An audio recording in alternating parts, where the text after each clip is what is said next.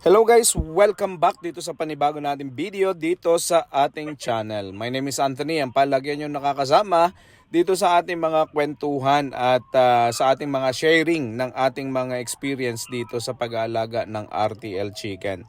So sa lahat ng mga kaibigan natin na patuloy na sumusubaybay, maraming salamat. At sa lahat ng mga hindi pa nakasubscribe at kung bago kayo dito sa ating channel, ay baka naman po inyong masusubscribe ang ating channel at nasa ganun ay marami pa tayong maabot, no? Marami pang maabot itong ating mga videos. Maraming salamat po in advance. Ayan, so ngayong araw na to, ang pag-uusapan natin guys ay yung mga pros and cons sa pag-aalaga ng RTL Chicken, no? So yan yung ating pag-uusapan ngayong hapong ito, maulan ngayong hapon at yan yung ating i-discuss, no? Ano-ano yung mga pros, ano-ano yung mga cons sa pag-aalaga ng RTL Chicken. Ayan, at pag-uusapan natin yan pagkatapos lamang ng maikling intro.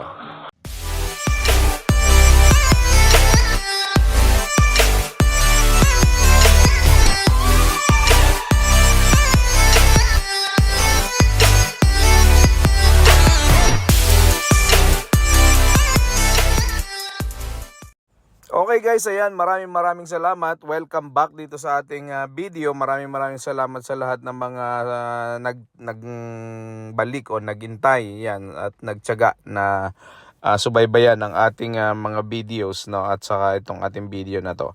So guys, ang isa sa mga patok ngayon at isa sa mga madaling negosyo is yung pag-aalaga ng paitloging manok, no. So napakarami ng mga tao na sumusubok na gawin itong extra income, no, lalong-lalo na yung mga backyard layer farmers na katulad ko ay sumusubok, no. At ito kasi ay hindi masyado mahirap gawin, no. So marami mga pros pero meron ding mga cons, no. Pero sa dami ng mga nag-aalaga ay minsan ay yung ating pag-iisip ay dahil madaming gumagawa nito ay siguradong kumikita ito, no. Yun yung ating mentality palagi.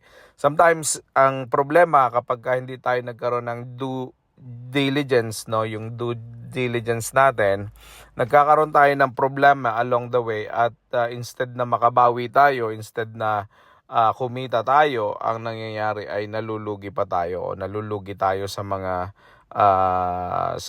puhunan natin, no? So mahalaga guys na mapag-aralan din natin. Lagi kong sinasabi yan sa aking mga videos, no.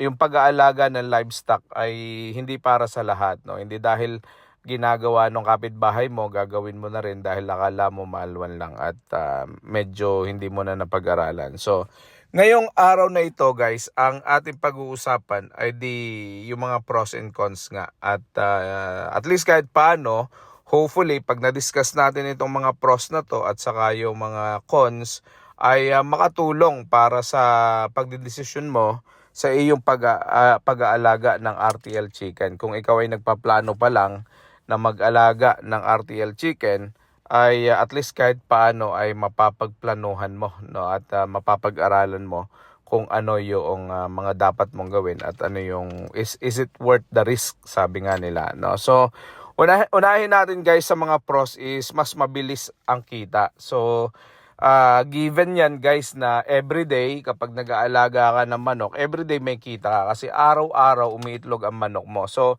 ang bawat manok ay umiitlog yan 24 to 26 hours, no. So within 24 to 26 hours nangingitlog ang ating mga manok. So may mga itlog yan araw-araw. Everyday, almost everyday meron kang manok. Kung maayos ang pag-aalaga mo, stress-free ang environment ng mga manok mo, maayos ang pakain mo, bibigyan ka niya ng araw-araw na itlog. So araw-araw may itlog ka, araw-araw nakakabenta ka ng itlog. So ibig sabihin, araw-araw may pumapasok na income, no. So hindi katulad ng mga ibang mga investment, it takes forever bago bumalik ang inyong puhunan.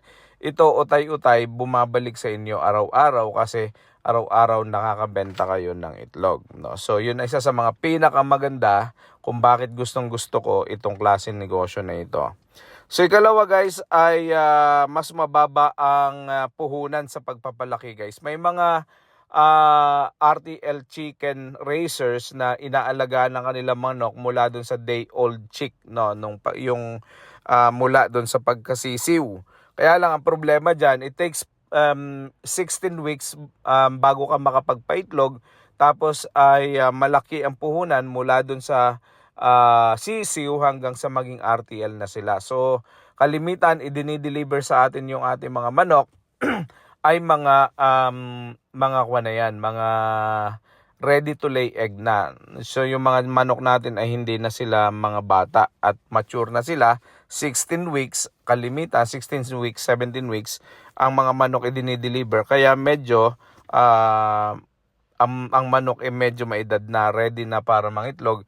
At the same time ay hindi ka na masyado gagastos sa pagpapalaki ng mga manok bago ito mangitlog. So babayaran mo lang syempre yung pulet, yung magkano yung inahin na manok o yung dumalagang manok, tapos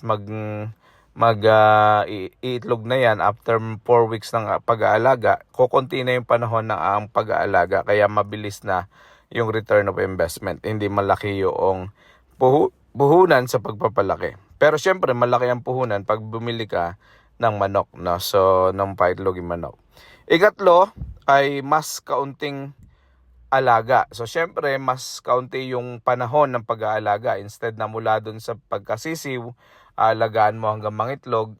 Ngayon, hindi ka na nag-aalaga nung 16 weeks. 16 weeks na yon, ikaw na mismo nag-aalaga pagkatapos ng delivery. Yung 17 weeks onwards, ikaw na mag-aalaga. So konti na lang yung panahon na pag-aalaga mo bago mangitlog yung mga manok mo, bago ka kumita, bago mag-start na kumita yung iyong mga alagang manok.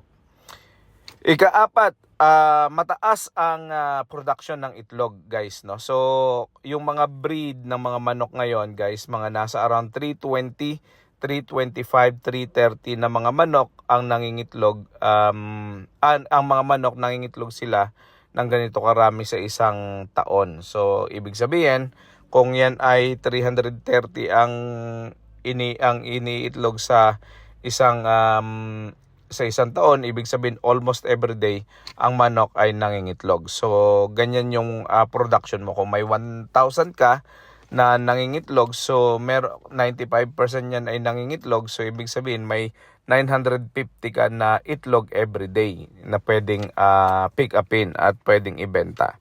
Okay, so medyo mataas talaga yung mga bagong mga breed na manok ngayon ng sa production ng mga itlog, no? So humanap kayo ng dekalidad na breed ng manok at yun ang inyong bilhin. Siyempre meron mga Loman dyan, may Decal White at kung ano-ano pang marami pa. Ikalima, mas madali para sa mga baguhan. So kung ikaw ay bago, no, na nag-aaral ng pag-aalaga ng paitloging manok, hindi siya ganun ka-complicated, no? Napakaraming mga video tutorial dito sa channel natin at napakaraming mga available na mga videos na makikita mo sa YouTube, no? So hindi lamang 'yan, may mga groups din ng mga RTL racers na pwede kang humingi ng tulong kung sakali na ikaw ay merong konting problema. Pero ang basic nito is madali lang talaga alagaan ang RTL na manok. Medyo stress sila minsan, pero kung mamamanage mo yung stress, kung maayos ang pakain mo, kung maayos yung paglilinis mo, kung maayos yung painom mo sa manok, so dapat hindi ka magkakaroon ng problema. So kung meron kayong mga gustong malaman at sa program, etc., scroll nyo lang yung ating mga videos. Meron tayo dyang mga available, no? So yon.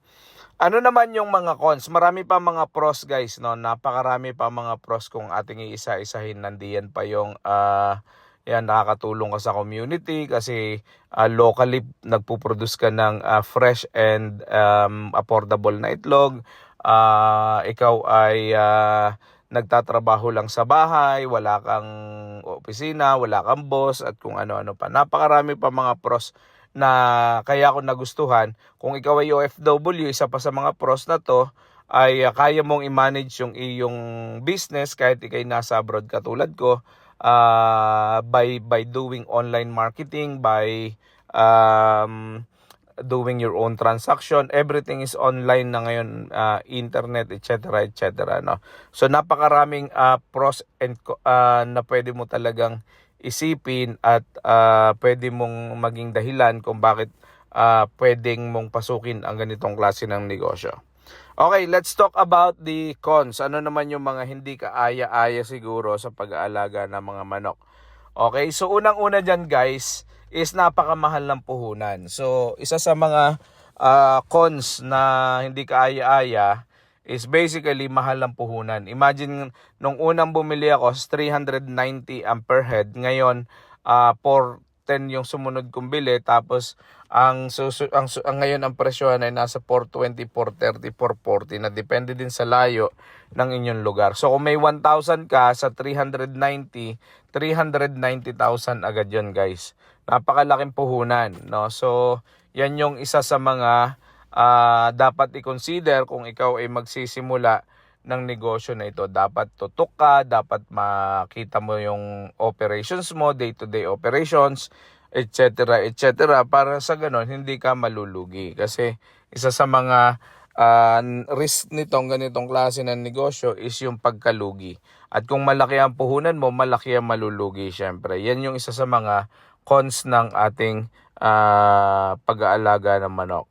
Ikalawa, mas maikling produktibong buhay. So dahil minamaximize natin yung production everyday, may life cycle lang yung production ng mga manok. Normally, nasa 20 weeks yan, 20 months, no? So, after 20 months, kailangan mo na magpalit ng mga RTL kasi ang production nila is mababa na kumpara doon sa gusto mo na maging production, o baka yung production ay mas mababa kaysa sa gastusin sa iyong mga manok. So, kung ikaw ay negosyante, syempre maghahanap ka ng bago.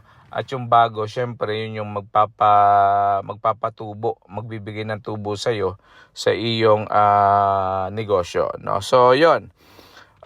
Ikatlo ay hindi nakikita ang buong paglaki. Syempre, pagka ang iyong mga manok ay binili mo sa labas at hindi mo nasubaybayan ang paglaki, hindi mo nakikita yon. Kung may vaccine ba, kung may mga pinagdaanan ba sakit, meron ba yung mga